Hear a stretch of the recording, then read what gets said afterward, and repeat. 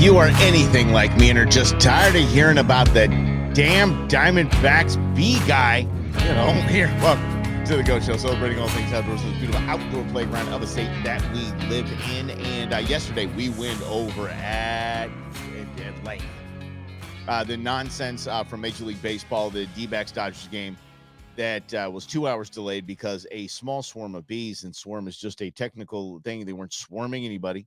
That's just a technical name. And they brought in an exterminator to get rid of the bees. And then later CBS Sports said that they, don't you worry about it. We just relocated those bees. Mm-hmm. I watched the D-backs Dodgers game last night. I had to mute it. I had to mute it. I couldn't deal with this. What's up, Lynn? I could not deal with it. Too much talk. Mark Grace pregame. The announcers during the game constantly talking about the dude from Blue Sky Pest Control that killed all the bees, and then claim that they relocated the bees. My girlfriend, several other people have tagged their posts, Major League Baseball's post, the Diamondbacks post, the Dodgers post, and say, okay, you said you relocated the bees. Where they at? Where at, bees? You gonna tell us where you relocated them, how you relocated them? How'd you do that? That'd be interesting to me to find out how you did that.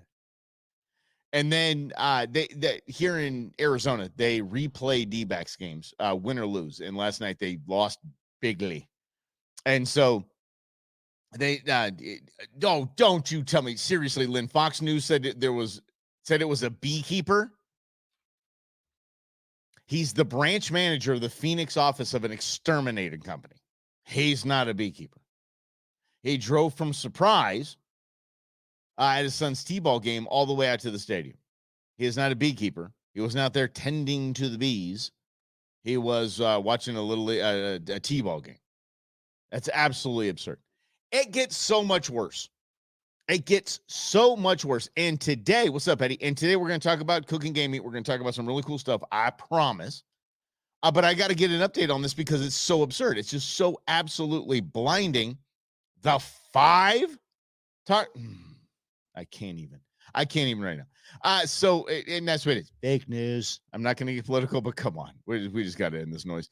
Leave it to the Diamondbacks, who, by the way, I respect. I'm glad they made it to the World Series. I was actually rooting for them in the World Series. And I'm a Dodgers fan through and through. You guys just absolutely squashed us in the playoffs. And we deserved to lose those games. The D-backs outplayed us. Anyway. The fanfare around the D-backs is foreign to me because I was raised in baseball. I was raised around the Dodgers. The Dodgers, it's like Dodgers, Yankees, Cubs, Red Sox, like the OG teams. It's not the lead story on Channel 7, ABC News in Southern California is not, today the Dodgers did this. But here in Arizona, our top story, the D-backs participate in a parade. It's not the same thing. So I grew up with Vin Scully, God rest his soul, the greatest of all time, the GOAT, period. And if you don't know who Vin Scully is, here's what I want you to do. If you just love sport, if you love broadcasting, if you love hearing something really super cool, I want you to Google Vin Scully, Bumgarner, snake. Vin Scully, Bumgarner, the pitcher, snake. And you will watch how this man, there's no other person in the booth with him that ever was. It's just him. He will tell a story and weave Gibby's home run. Don't get me started, Eddie. Holy mackerel, I just got the chills head to toe. Woohoo! I got to hunt with Gibby. I got to hunt and play pool with Gibson. Oh, too much fun. So, and yes, he has Parkinson's, and yes, he still beat me playing pool. There were people around going, oh, it's so sweet. You let him win. He has Parkinson's. I'm like, nope. Gibby just took it to me. I'm telling you. So, anyway, get back to this. So, Vin Scully, Bumgarner, snake. The man weaves the story of Bumgarner and his wife in a rattlesnake and rabbits into the actual calling of the game. It is the most masterful, wonderful thing That or just put Vince Scully beards. He actually looked up the entire history of men wearing beards. It is fabulous. And in a few minutes of your time, well worth it. I promise you. This would never happen at Dodger Stadium. Would never happen at Dodger Stadium. A beekeeper would have been enlisted, period. You know, we say we always punk Southern California, but let me tell you something. They ain't going to go killing animals on TV. They're not going to, no matter what it is. So they would have had a beekeeper. And then they would have just gone back to the game. The next day, you wouldn't have seen this. And I got to show this to you. This is from the game last night. This is a promotion that they're running. I'm not kidding. It's going to leave it right there. That's actually a picture of my television when this was on there. Buy one, get one, free B. Valid May 3rd and 5th games. Use the code BGUY. Limited time only. Celebrating this jabroni. Now, he's probably a super sweet guy. I get it. But to call him a beekeeper is absolutely stupid. He's an exterminator. He is a branch manager of an extermination company. Then TMZ picked it up.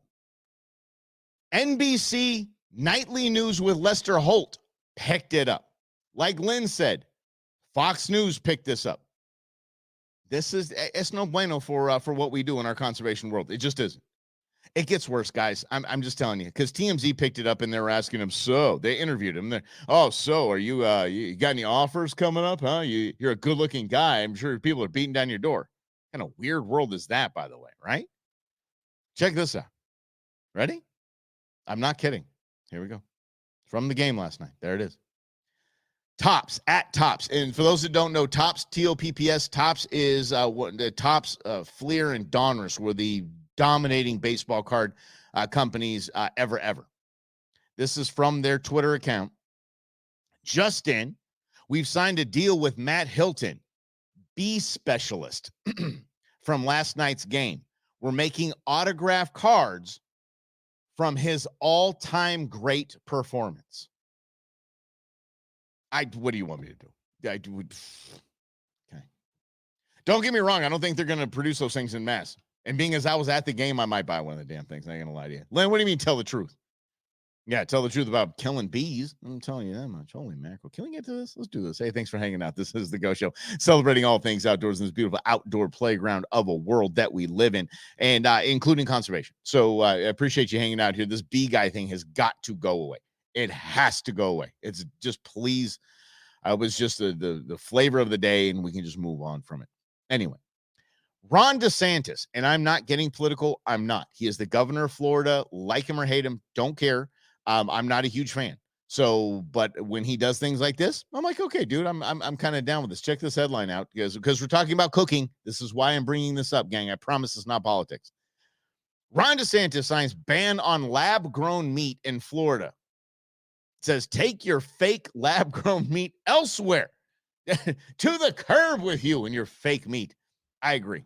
I just do. I just think this is to all of us in the outdoor conservation world. This is an absolute abomination, and it just is. It is this lab grown meat. We don't need it in any way, shape, fashion, or form. Do we need it? But magically, we need it because all these chicken farms and in cattle ranches are burning to the ground, and cattle are just dropping dead. I don't like it at all. That's why I'm proud of my outdoor ways. That's why I'm proud of our outdoor lifestyle. That's why I am proud of being an advocate for and a connoisseur of fine game meat, because it is so much wildly more healthy for you, and you know where it's from. There's no guesswork. There's no, let me look at the back of my package from the butcher. It has this additive, that additive, this. Nope. Mm-mm. It's just a white freezer package that came right from Casey's Processing up in Flagstaff. Or it's vacuum sealed because I processed it myself there. So this lab grown meat thing is just, there's nothing good that can come of it. I'm telling you, if you want to know how awesome lab grown meat is, here's what I want you to do. I want you to look into how crab logs are made. Let's look for the video on how crab logs are made. You know, the imitation crab that you get, the crab sticks, not crab logs. I was thinking of zoo logs from our horse episode. No, I was thinking about the crab sticks. And the artificial crab you get in the packages and whatnot. Yeah, go look that up. And then you tell me you want lab-grown meat. And if that's your bag, that's totally okay. Cool. Right on. I choose not to throw those kind of things into my body. I think you wouldn't notice because the whole dad bod thing I got rocking and rolling here. Yeah. Yeah. No. No game meat. No, we're not going to lab grow game meat. And by the way, they wouldn't. And let me tell you why, because we're talking about cooking game meat today, and we're going to just talk about the things that you don't really want to do. But I want to tell you about this, because if you say, I want healthy meat does not come from a lab, period. It just doesn't. Name something healthy that comes from a lab. Go ahead. I mean, food-wise. Anything? Anybody? Yeah. Game meat it just is what it is. Now you might get into like cloning and things like that, and cloning sheep and cloning deer and cloning elk and things like that. Maybe that's in the future, who knows? But I'm going to take that thing out of the field and bring it to my freezer. Seriously. I will bring it to my freezer. Spam is not Eddie, I'm going to put you on a damn timeout. No, spam is not good coming from a lab. No, spam is not good. Spam is not good for you. That's like saying hot dogs are good for you. They're not. They're not. Holy spam. Good grief. Are you from Hawaii? Man, it's like the national food there. Yeah, but no, I applaud at least DeSantis for saying, I appreciate that. I appreciate Ron DeSantis for at least taking a stand. I mean, just maybe slowing it a little, maybe pumping the brakes on making everything in a lab and what are these bug powder, these insect powder, these protein powders that are made of dried insects? Come on, kids. I mean, go ahead and eat a grasshopper then. If you're going to be that tough, you're going to be a cool guy. I like to put freeze-dried insects in my protein shakes because it adds 2 grams of protein per serving. Yeah, fine. Go eat a grasshopper. Go the way of Joe Rogan. Remember Joe Rogan, one of his first gigs? Fear Factor. Man, they were eating every kind of thing. Lynn, I got to look up the history of spam, because if you say it's interesting, I'm definitely going to take a look at it. Let's get to cooking, shall we? Holy. All right, but good job, Ron DeSantis. Game meat is, and this is kind of the Reader's Digest version of why game meat tastes the way game meat does. Game meat is gamey, right? And I say good. No, Mike, we got to get that game taste. You got to get that game. No, you don't.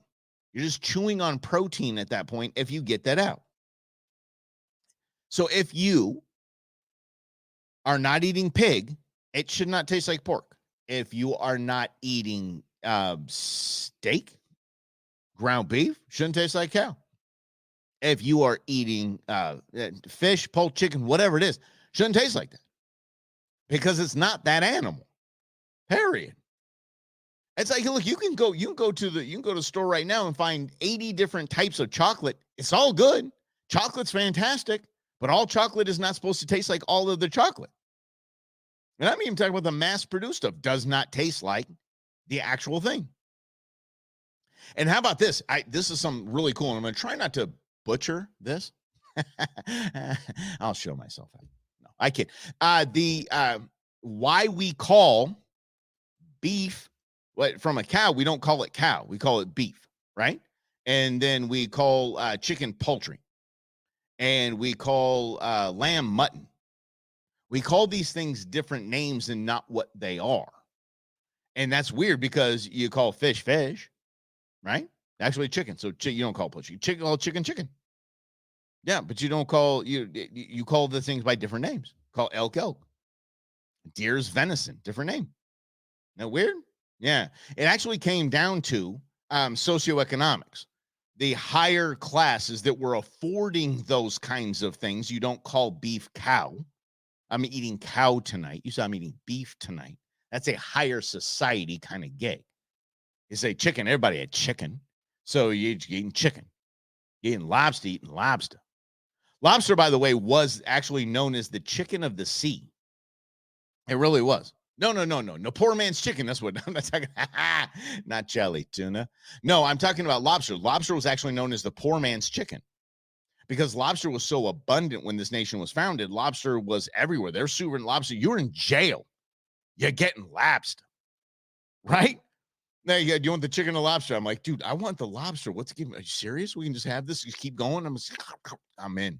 I love me some lobster. Anyway, the reason why, and I don't know if you've ever thought of this before, but the reason why every piece of steak you get at the store or a restaurant tastes relatively the same.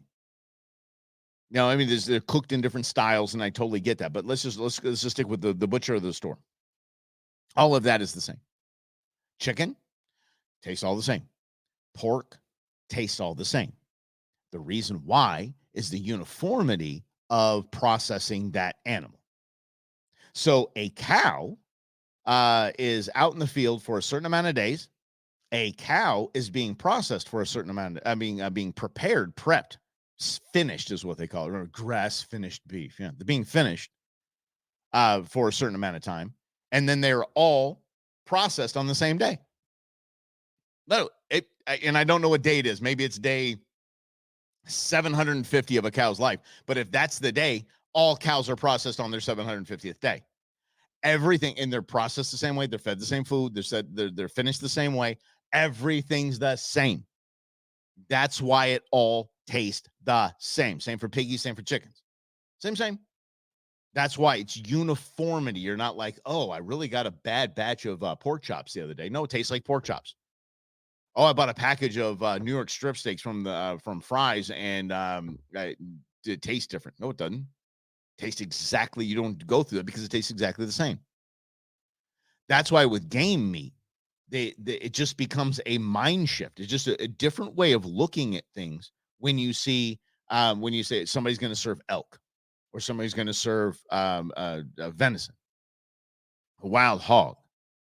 That most likely will taste different than the last elk or venison that you had, because it's probably from a different part of the state, different part of the nation. It is probably a different age. It ate different things, and it just tastes different. So gamey is such a bad word. It's almost as bad as the P word, which is poaching on this show.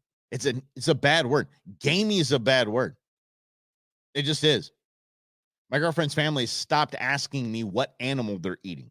They just assume that it's probably bison, it's probably pheasant, they just stopped. They're saying, "Ooh, this is good." And that takes a lot of conditioning. Yeah. And Jim, no, nobody loves spam. Nobody loves spam. You might have a bite of a spamwich right now and go, "Oh, that's so good." Or maybe fry up some spam and say, "That's so good." It's not good. It's just reminding you of your childhood. Period. Yeah. Mm-hmm. Yeah. Okay, Lynn, that's right. There used to be 4 types of chicken. Zixie's not now. Everything is the same in uniform. So everything outside of that is labeled as gamey.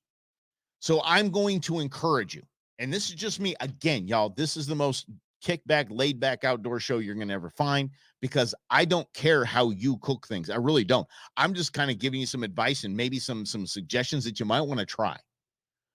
But I want you to, and I think it's important to really hear these words. And I want you to repeat after me. Okay? Repeat after me. We don't have to fry everything. You don't have to deep fry everything. And the second thing that I want you to repeat after me with, thou shalt not wrap everything in bacon. There you go. I've said it. Those are the two biggest pillars. The third is just put the marinades away. Just put the marinades away for a bit.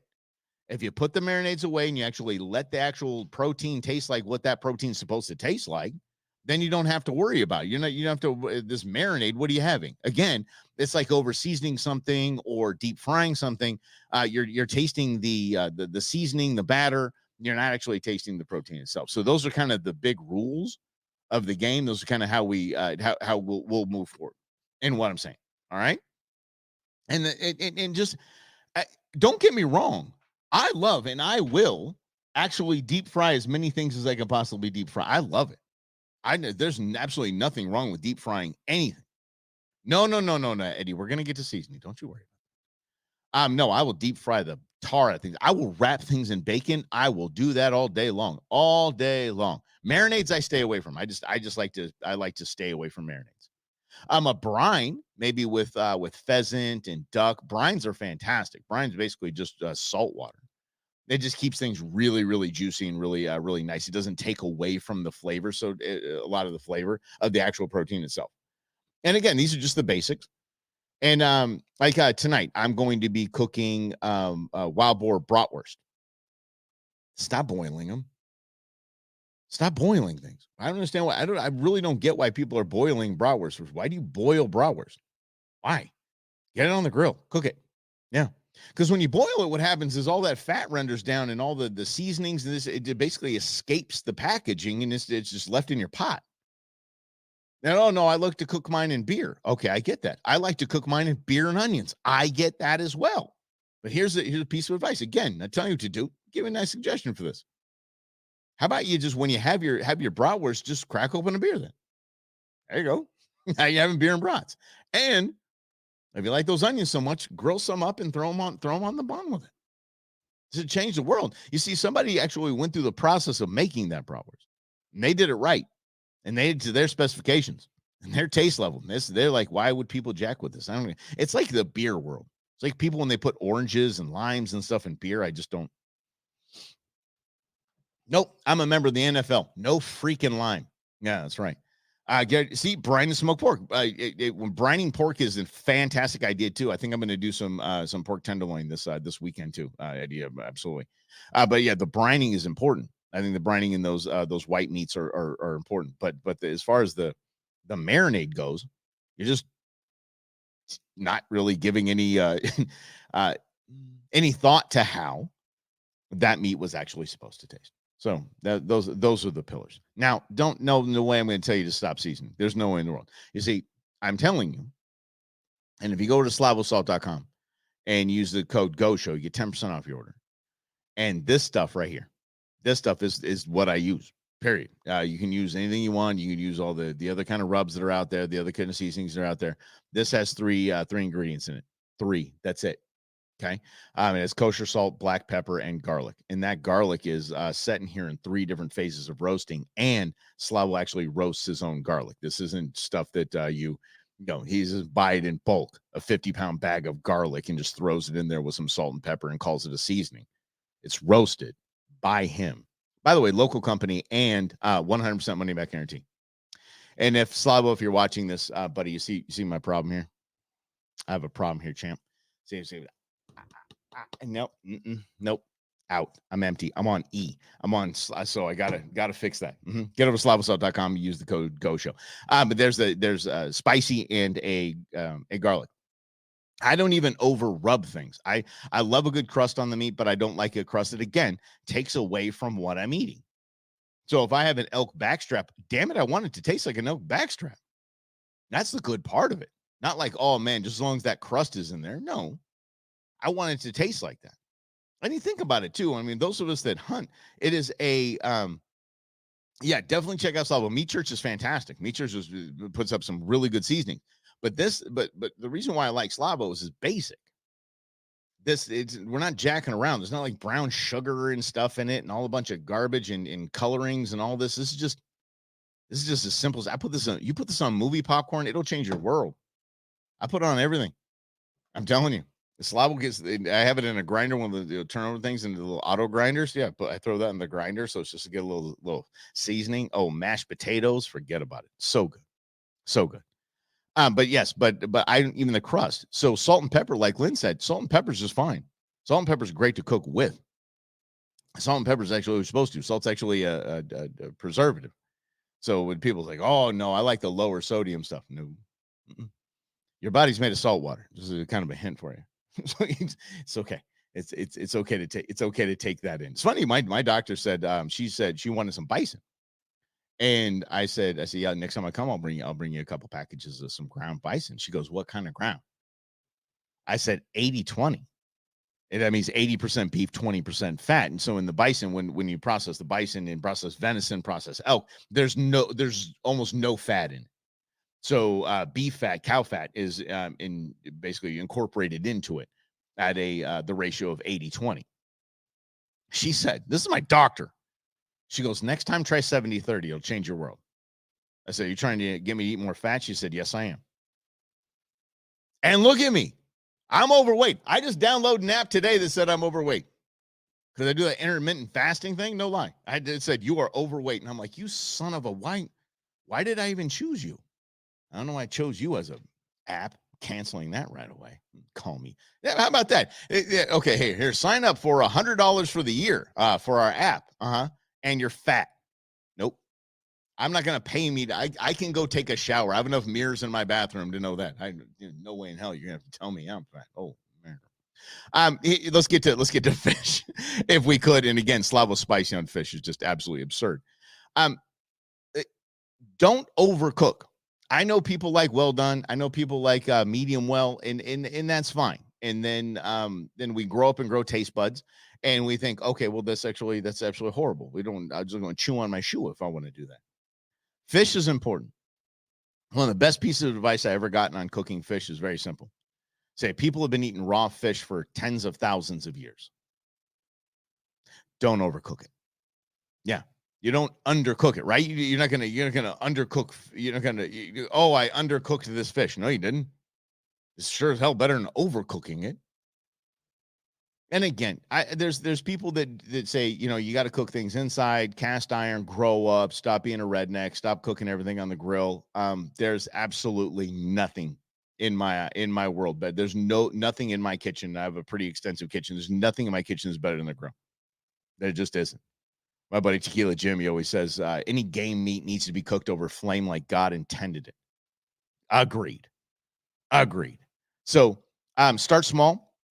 This is the last piece of advice to give you on cooking game meat. Start small. Don't go all in and just go, Grizz, what's up? A little late to the game, champ. Come on, man. That might good to see you here, buddy. I've been talking about game meat and in cooking game meat, and the pills are very simple. Do not deep fry everything. Do not wrap everything in bacon, and just stay away from the marinades. I think if you do that, you're going to introduce yourself to a whole new world of cooking, a whole new world of flavor, whole new world of taste, and life's going to be better for you. I can almost assure you that. And the basics too, like macaroni and cheese. You're going to put some. By the way, yeah, Lynn did clarify that the applesauce is not cooked into the mac and cheese. So I appreciate him clarifying that.